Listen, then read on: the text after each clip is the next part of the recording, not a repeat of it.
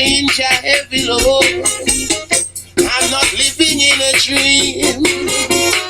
Just a forward eye on the sea. Yes, people. Just there is love for I and I.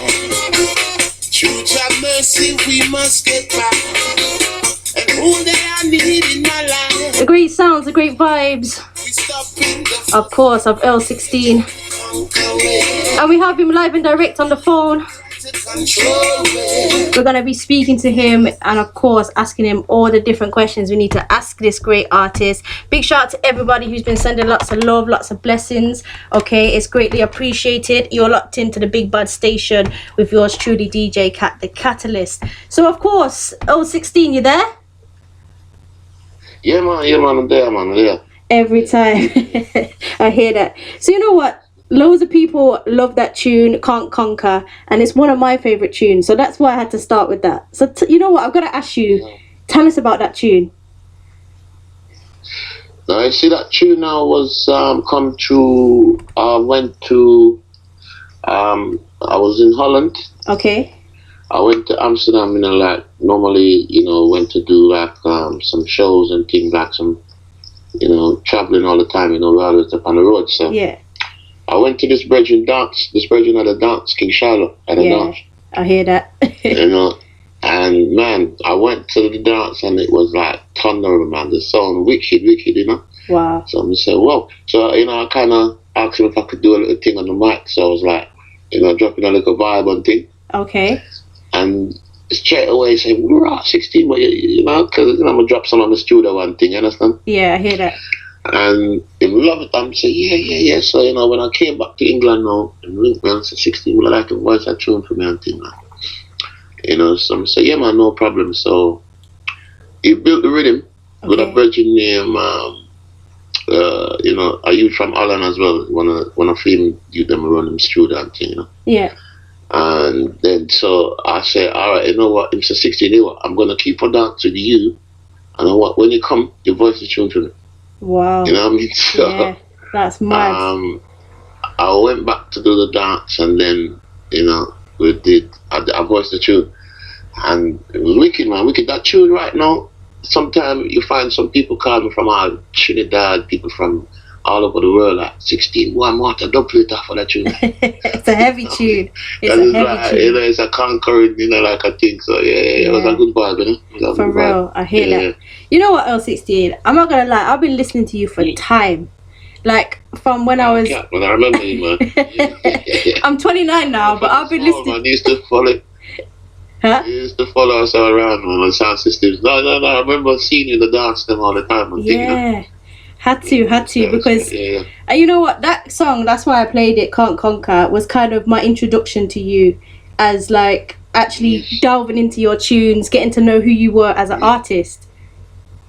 No, we did a dance, I think Charlotte, because you know, before the Brexit bullshit, you know, the Brexit business, them Mondays to bring them sound come to London, you know? Oh yeah. So I remember he was invited by a brother named Mark Iration. Oh yeah, can't forget Mark, man. So we used to do some dances in a place called London Bridge, what I'm calling it, like something one, like something, like I say SC1. Then we used to have a club. Yeah. Under the bridge, you know. Oh my goodness, man, that dance was wicked. But Iration was in one room, Charlotte was in the next room, and I think was maybe Channel 1 or one of them. Was a wicked dance as well. Like a launch for the Outlook Festival. Yeah, I hear that. That they used to keep in Nigeria, you know? Yeah. Oh man, that dance was not nice. It was terrible. Oh man, it was wicked. Michael Prophet was there and thing, you know, it was a wicked session, you know? Yeah, man, I hear that. So yeah, but every man would bring them sound, it was nice vibe, you know, so. Well, yeah, definitely. Yeah. But you know what, L16, who influences you and kind of inspires you as an artist? Well, to be fair, you know, growing up as a youth, right, in Jamaica. Yeah. Every young man wanted to sound like Dennis Brown. They wanted to be like Dennis Brown. You understand? Yeah. Not surprised. Dennis was our protege, you know, like our idol, you know what I'm saying? Yeah, I hear that. You know, you have people like D Brown, and because he was like a local youth, you know, just local him Irie, Yeah. You can see Dennis anywhere and yell up everybody. Dennis was a nice thing.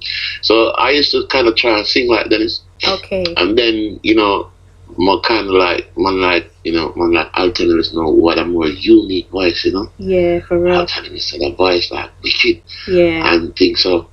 We used to think, and then, because, Jamaica, I get a whole heap of radio, American, UK, the radio station play a lot of foreign music. Yeah, I hear that. Not a lot of radio, so then me and my friend them now start going like Jack the 5 start soul up a year and plot up a year and have the big afro and all them something there, Yeah. So yeah. we think that we are gonna be the next Jack the 5 now, so we have to sing all of the tunes them. Wow. And think about so we kind of really, I kind of really like D Brown. Yeah. And even the same Michael Jackson I used to really love that kind of vibe, Yeah, because you know what, the reason why I asked is because I can still hear it. You often now you play reggae and dub vibes, but I can still hear like a soul-y kind of voice coming through, and I'm like, where's that coming from, man? No, man, we listen to enough of them tunes that we used to listen to, like Stylistic, the Shy Lights, the OJs, all them group there. We kind of grew up like that in Jamaica. We used to have a sound named Stax, the Soul Merchant. Okay. And Stax used to play like every Sunday. The man them play a big soul tune. Reggae music got them dance there. Yeah.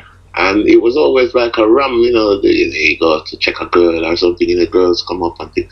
So it was like, you hear some tune and you say, "Rocky, them man is so wicked," Yeah, I hear that. So kind of like majority of the groups in Jamaica, because even like Bob Marley and Wailers, the man they covered a lot of foreign tunes, like during the early days, when they just start out, They did a lot of that. So yeah, we used to do that, yeah, man.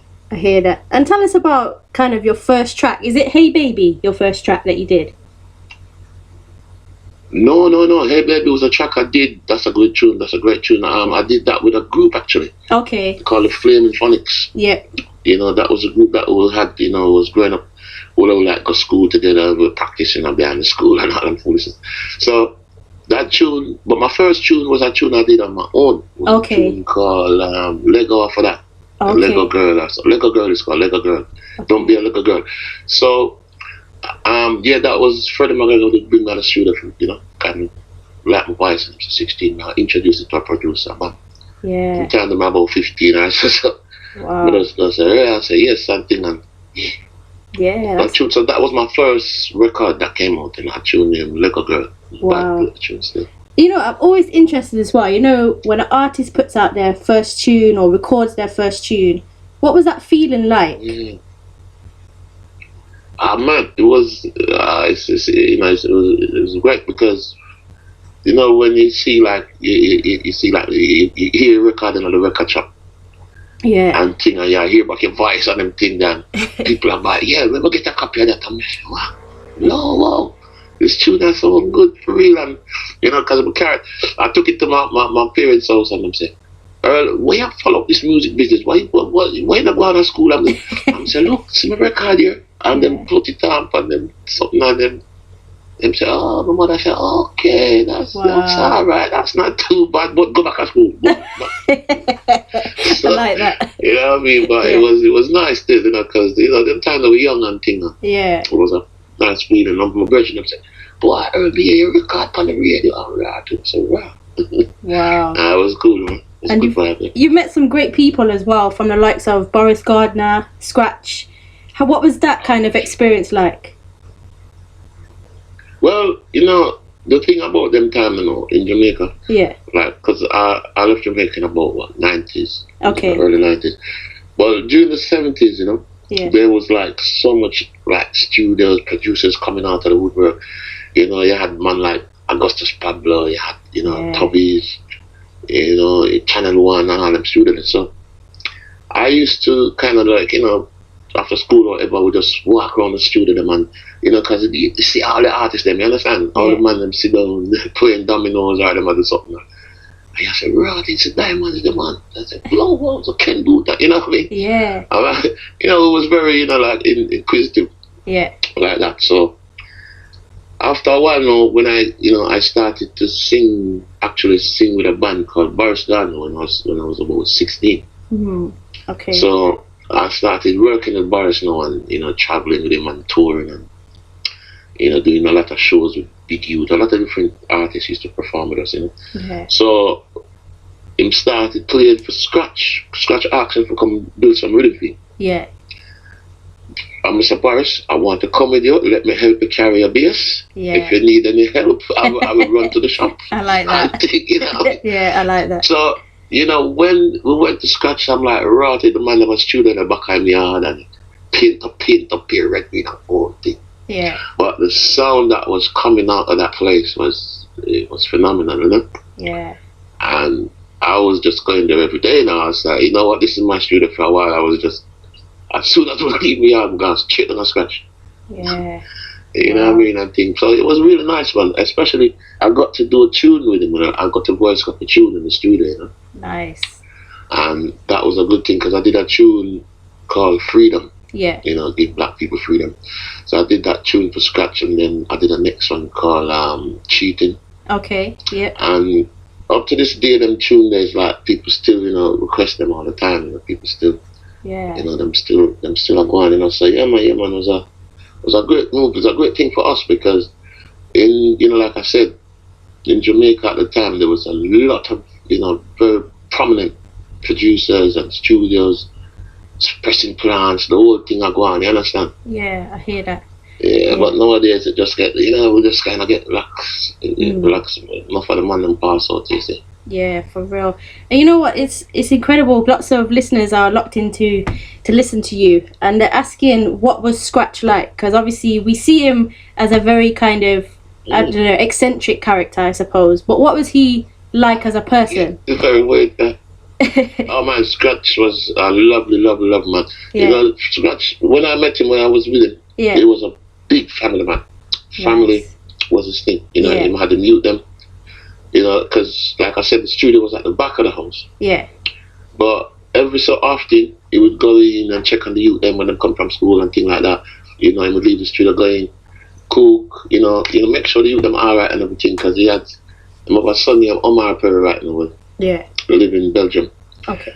And he loved Omar. He would take Omar everywhere. Omar was like about 5-6 years old. Nice. So if I'm going to the market, if I'm going to seaside and carry him, shoot Omar out of the car and down. But now, personally, Scratch was genuine man. Kind to everyone, like.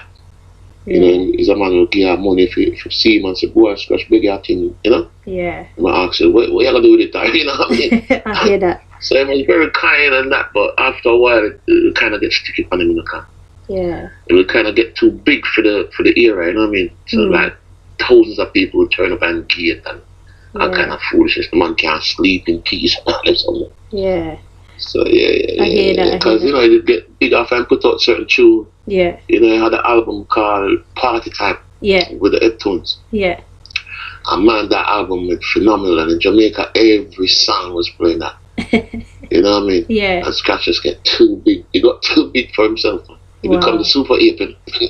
Wow. He became an ape. Yeah, I hear that. And when you came to the UK now, what was kind of your experience? Was it not easy, but did you find it easy to kind of find your way in the music? Kind of, what was that experience like? Well, when I came first to the UK, was because I had a studio one tune called Love Is a Feeling. Okay. That was playing a lot in the dances and things. And then there was a next one called The Mash Up the Dance. Yeah. And those tunes was on studio one. So they was kind of popular. So then I put out an album with a brother named Mikey Dread. You know the country, right? Yeah, Mikey. And then that album called Reggae Song was doing really good in the UK. Okay. So some promoter bring up me and a couple of we, Anthony Johnson, Leroy Smart, enough of them come up. Yeah. And we did a show in, I think, a place called the Queen Elizabeth Hall, Okay, yeah. In like on the South Bank or something. And that was a big show, like, I don't know, 10, 15 artists was on it. Eka Mouse, all of it. And then after that I kinda some producers like it was interested to record me and things like that. Yeah. There was a virgin called Stafford Harrison from Birmingham. Okay. And I kind of knew him from Jamaica and things, so I went to Birmingham and voiced some tune with him. And then a virgin called Mad Professor. Yeah. He wanted to voice a tune with me. So, you know, for me, it wasn't too difficult to jump into the, you know what I mean? Yeah. into the vibe. And then, you know, as we go, you know, start get girly and thing, get himself pregnant and kind of something. So, yeah. we'd have to get married and settle down a bit, you know what I mean? Okay, I hear that. Yeah. And I understand as well, you did a cover for, was it Simply Red? Yes, Holding Back the Years. Yeah, tell us about that. How did that come about? That tune.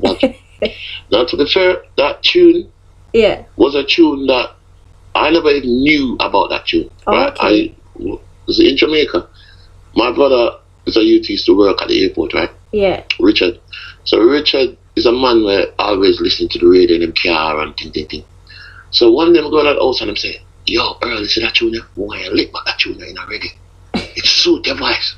Okay. So I'm doing this and I'm play it. And say, man, that tune there sound boring, man. You know what I mean? 'Cause it wasn't really soulful, you know that? Yeah, I know. So, Earl, let me tell you this. This song is Your Name Is On It. Oh, Lick gosh. it back. Yeah. So for years and years, you every time I'm seeing me, you voice a tune, you got a tune every day. Why you don't voice a tune? So I'm saying, you know, you have pressure on me now, you know, brother. So when I was gonna voice the tune for some guys in Jamaica, a guy called Al Campbell, introduced me to like a producer, like American producer. Okay. And so the American producer now book the studio, pay us money, everything, and the problem is when we reach at the studio, we say, boy, the man get bite or something, you know, like police will on him. Yeah. So it's a blow up. It looks like someone never sing that tune. So then now when I came to England, I recorded the tune with a virgin over here in the UK. Mm. And then him have the tape put down for years and years, and me all forgot about the tape. Okay. So then I think it was one of the musicians I brought on in Black Steel. Yeah. Because he was, you know, he kind of managed the session at the time. We recorded it at my professor's studio. Yeah. About 1987, I think we did it. Yeah. So that tune never come out till 92 because we forgot about it. And then I saw Steel and I'm saying, Earl, you know, say you did a tune up at the studio the other day. You know, that time there, and it was nice. Yeah. What happened to it? I'm saying, you know, so the producer of the tape. So I'm going to check the producer and I'm saying, boy, 16, we done the music business, you know. You can't take the tape. Give me some money and take the tape. So I said, okay. So I gave him some change. And I went straight for Steel. I said, Steel, come help me now. Put some harmonies on it. That. Yeah. And you know, so even my wife was singing the backing vocals. Her name was Princess Sharifa. Nice.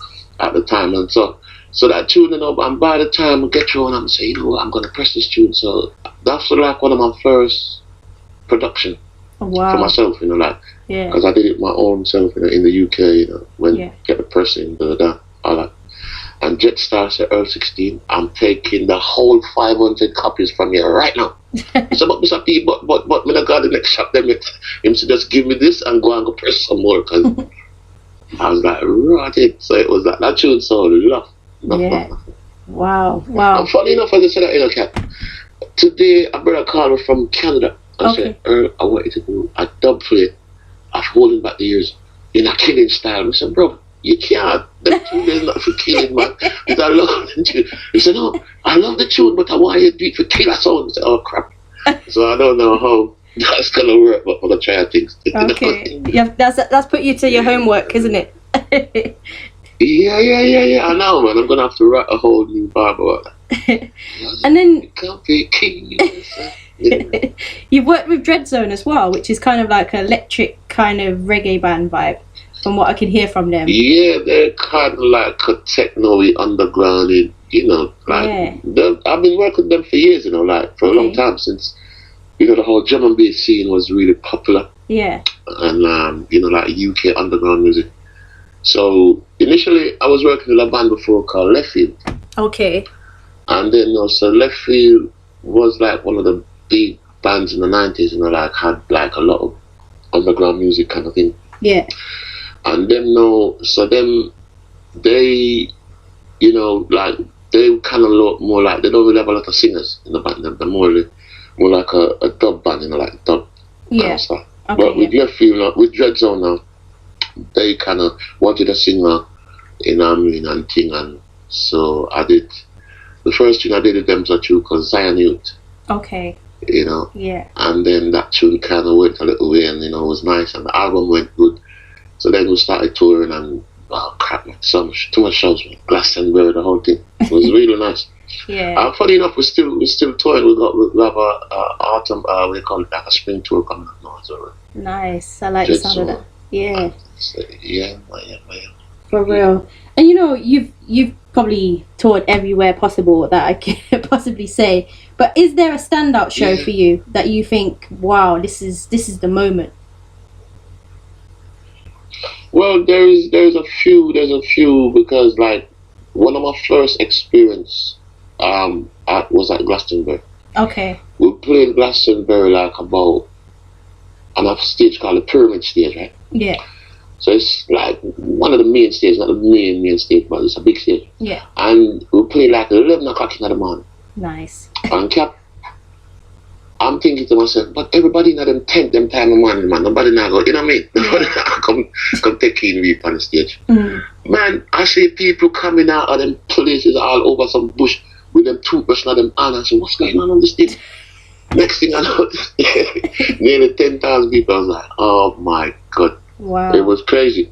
So that's one of my, you know, really, you know, biggest experience. But also, I played, I think, called Tea in the Park. Okay. With Left Field. It's in Scotland, I think. Yeah. Never see so much people in my life. Wow. I was like weak. The man was 16. Your time for come on stage. I was like, what? I was scared.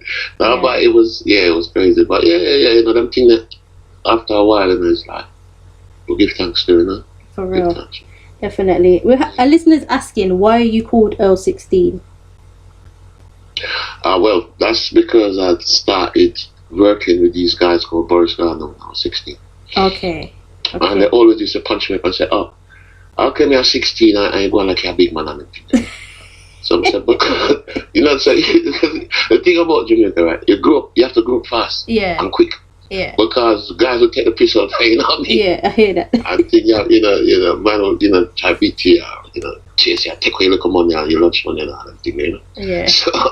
So you had to be hard and tough from the young, so. I hear that. I was like, you know what? Well, yeah, I have to, because, you know, we grew up in the ghetto and everything, you see. Yeah, for real. So when I joined the band now, and because I was 16, the man was always taking the mickey, man.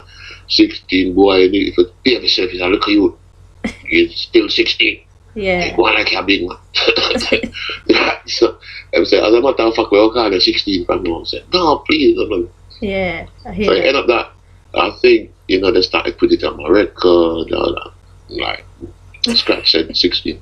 Okay. I earned 16 in the match. I'm not going to put on the record. I said, no, man, I earned the 11 but how can I think? Yeah. I said, no, man, 16 is more. Because, you know, the old 16 thing, right, was a kind of an issue in Jamaica at the time where they would have a gun as well. They'll come up with M16, right? Yeah. Which only the police had. Yeah. Only the police had for a while. Because after the police them get it, the Batman them every, you know, gangster. Have a M16 and them something. So when police stop me, sometimes, you know, you come from dance or whatever. So where name? I said, I heard my name now. He said, but now you name around 16. I said, no, officer, no, nothing but the 16, bro. Okay, if you ever go like say, you know what I mean? Because, you know, Jamaica very harsh when, you know, with police and all things so. Yeah, but the whole 16 thing, you know, there was a lot of people. There's a few guys in Jamaica named Earl 16, so I know just me. Okay. Wow. But you know, you're still continuing with the works because I never see you not doing movements within the music business. And you know, you brought out a great, I don't know if you call it an LP, EP, an album, and it's called Rightful Ruler. Yes, recently, yes, definitely. That album, it's like I said, it's an EP, you know, like 4 vocals for that. Yeah. That album I did with some guys from Florida. Okay. Called Zion Kings, man.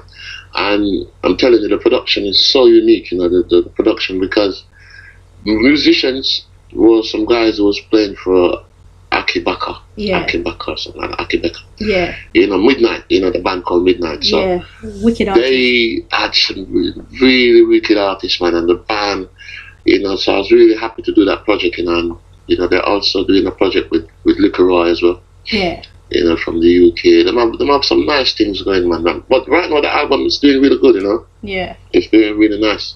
For real. So give thanks, man. Rightful ruler, yeah, but some bad tune on it. Yeah, I do like the Rightful Ruler tune and Ja Earth. And then you did Earth is the next one. You did some great dubs with Mr. Williams. Take Time is the next one. Yeah, man. And then you did yes, we did a video with with Mr. Williams, right? Yeah. Find a Way. Yeah. We did a nice video clip with that, you know, Virgin called Kibera Amla. Yeah. Did that video for us. So yeah, man. So yeah. The project nice, man. Good project I go on, you know. 100%. So let's try to promote it and thing, yeah. What are you up to now? I know you're always busy, but what are you kind of up to now? What events have you got coming up that we can check out? Basically, I have like a new 12-inch coming out on my merch label. Okay. Which was the producer is a guy called Indica Dub. Oh yeah. So, like he built the rhythm for me and everything, and you know, and so I'm putting that out on a 12-inch. Okay. So I'm waiting for the press, you know, that should be coming anytime soon. I just got some test press, like 15 of them, and sell them sell before I could have even walked my eyes, so boom them down. That's good. My Bandcamp. I had them on my Bandcamp, right, Kat? Yeah. £25, and I'm like, boy, you know what? It's test press. I couldn't believe it, man. Like, boom, boom, boom, boom, boom. I'm just pinging. I said, right in. Oh, I got. Yeah, that's good. You know what I mean? So it's a good look. Yeah. And then, you know, I have a couple of shows. We just come back from Switzerland this weekend. Yeah. I was with my son called Blackboard Jungle. Okay, yeah. And, you know, did a nice little dance. So next week, I've got a show in a place called Copenhagen or something. Okay. It's like tribute to the legends, you know, like a Bob Marley kind of celebration, you know, that kind of thing. I hear that for real. Like a reggae month thing in February, so yeah, man. So we just upon it, man. You know, we just give thanks for life and the health and the strength and them something. You see. 100%.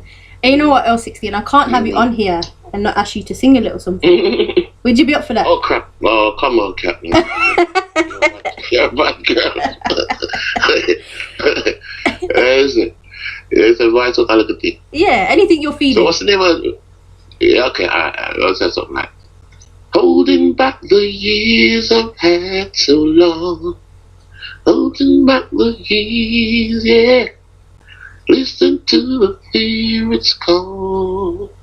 But DJkat, she keeps going on. We gotta keep on holding on. You know what I said? Yeah, I hear that. Next thing, the dread is just a natural roots, man. Selling is I told you. The natty dread is just a natural roots, man. Coming with some ital roots. From morning till evening, he's up and down the lane. With his natural roots. So natural, I tell you. Natty vital, yeah. You know, that's the next tune I'm allowed to tune them natural roots. Shaka. Yeah. Shaka beat that all the time, you know? Yeah. Nice, man. Yeah, man. Yeah, man. You know what, the listeners... Give thanks for the pleasure, Phil, you know? Anytime. For the effort. Anytime, you're always welcome. And, you know, lots of the listeners are sending through fire emojis. They're saying that they love hearing you talk and speak about your past. And, you know, it's always a blessing. Yes. So, you know, before we do go, what would you like to say to your listeners and your fans and the people that support you? What would you like to say?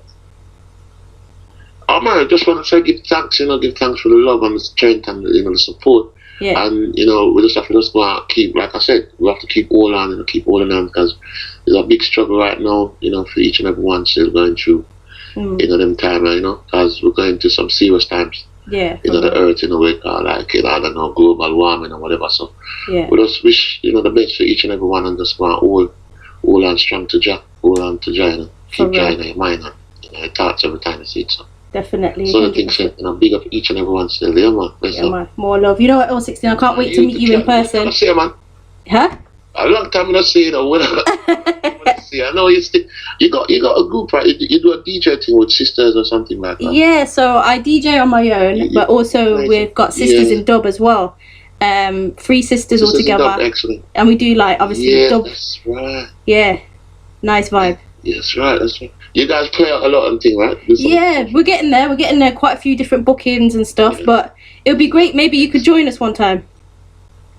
Listen to this girl. Okay. Of course, you know this was a pleasure, man. Yeah, man. Okay. Yeah, well, respect for that, man. No, man, I love you, man. I love your vibes and we give thanks. Keep pushing and supporting the music. So yeah, respect for that. Anytime. More love, yeah. I appreciate this interview. Thank you so much.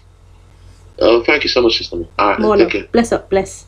Wow. Yes, people, please do go out there, go and support 016. If you ain't already a fan, I hope that has created more fanship for him. It's definitely a blessing each and every time. So I'm going to play you some of his tune from Rightful Ruler. Take a listen. Better